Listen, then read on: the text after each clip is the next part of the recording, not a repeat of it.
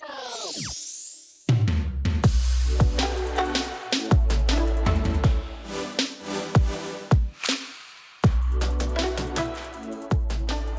it's Jennifer from heysealemon. In this video, I'll show you some ideas on how you can customize your plain notebooks. I know a lot of you watching are going back to school, so I wanted to make this video for you, but even if you're not going back to school, you can totally make these on your notebooks, sketchbooks, or journals. If you want even more back to school videos, I have a whole playlist dedicated to it, so you can check that out right here. You can find more DIYs right in that playlist, and I will also put that link in the video description below. If you are new here, be sure to subscribe to my channel heysealemon. I make a new video every week, so you don't want to miss any of those. And be sure to hit that like button so I know you like this video. And tell me in the comments below which one of these you are going to try on your notebook. And let's get into it. First, here's how to make a tropical Monstera leaf design. You could paint a solid color on your notebook cover or use a piece of paper like I am, and this is cardstock. This leaf is really popular in tropical prints. It's pretty easy to draw, and I'll break it down for you. First, draw your leaf shape. Then draw a line in the middle of the leaf. Then to make the cutouts of the leaf, you're going to make a shape like this. You can start out on the edge and then loop it around back to the edge. And as you get higher up toward the thicker part of the leaf, you can make extra cutouts like this. And those kind of shapes are really common in this type of leaf. Then repeat that on the other side of the leaf with those cutout shapes curving toward the center line. Repeat those steps to make more leaves, and you can arrange them in any way you like. I drew out 3 of these leaves on this pink paper, and here's what it looks like close up. Now to color in these leaves, I'm using acrylic paint, but you could also try markers.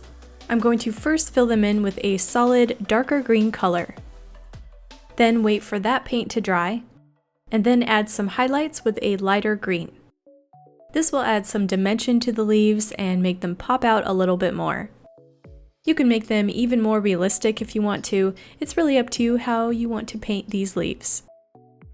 After the paint is all dry, you can then go around and erase any pencil marks.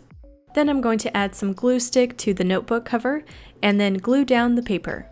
Odds are your paper will most likely be larger than your cover, so you can go ahead and use a craft knife to cut off any excess. And here is my new notebook cover with Monstera leaves, and I think it looks a lot better than the plain old cover. This next one is inspired by a trend I've been seeing of eye patterns. To cover this notebook, I'll be using watercolor paper, and with this watercolor set, I'm going to paint a bunch of random eyes. You can really have fun with this and make the eyes with different color eyeshadows, make the eyes looking in different directions. You can put long or short eyelashes on them, give them some personality, and have fun with it. You can see here some are wide awake, some are sleepy, and I tried them in different colors. I like when they are super simple, and I think it turns out to be a quirky, fun pattern. Now that these are dry, I'm going to add an extra painterly stroke to them just to add to the design. I'm taking some yellow on a wide brush and just making some diagonal paint strokes. You can try this in any color you want, just make sure that the eyes are dry before you do it so they don't blend with the strokes. Here is my finished eye pattern, and if you want more ideas on print patterns you can paint, I have a whole playlist full of them. You can check that out in a card up here, and I will also put the link down below. I glued down the watercolor paper in the same way as the previous notebook with a glue stick, but you can also try different glue if you prefer. Trim off any excess paper from the cover, and here's the updated version of this notebook, full of fun, colorful eyes.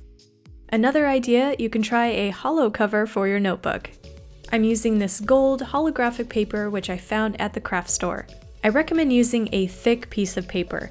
Here is what I tried with wrapping paper on a notebook, and you can see that the glue really warped it. There's a lot of wrinkles and air bubbles because the paper is so thin. So if you want to avoid this, go with a thick paper or holo material. Glue it down, trim off any excess, and then you can stare at your holo notebook in all of its holo rainbow glory.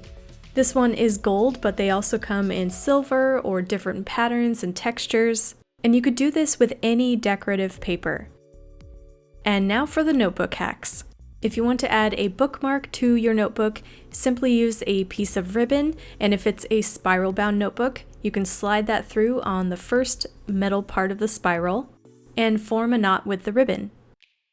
If you knot it like I did, that will give you 2 strands, which could be 2 bookmarks, and this will make it easier for you to find the page that you're on.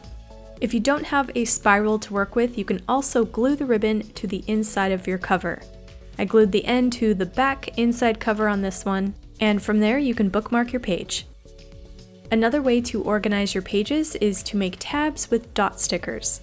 These stickers are usually pretty inexpensive, and you can place one down on your page, stick another one on the back, and now you have a page tab or divider in your notebook.